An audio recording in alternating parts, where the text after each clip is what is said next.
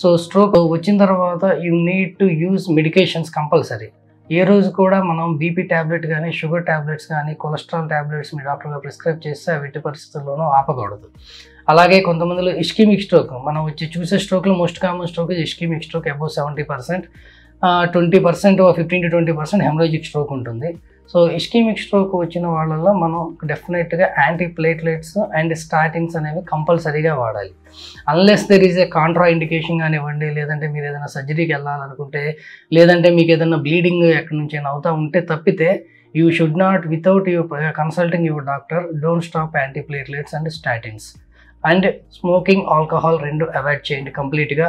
So daily minimum walking చేయడం కానివ్వండి, హెల్తీగా లైఫ్ స్టైల్ మెయింటైన్ చేయడం, దీని ద్వారా అండ్ డైట్ కూడా హెల్తీ డైట్ తీసుకోవడం, లైక్ ఫ్రూట్స్, వెజిటేబుల్స్ ఇలాంటి డైట్ తీసుకోవడం, అలాగే నాన్ వెజ్ ఐటమ్స్, అలాగే ఫ్యాట్ ఎక్కువ ఉండే ఐటమ్స్ కొంచెం తగ్గించుకోవడం, కొలెస్ట్రాల్ ఉండే ఐటమ్స్, దీని ద్వారా మనం సెకండరీగా స్ట్రోక్ రాకుండా ప్రివెంట్ చేయొచ్చు.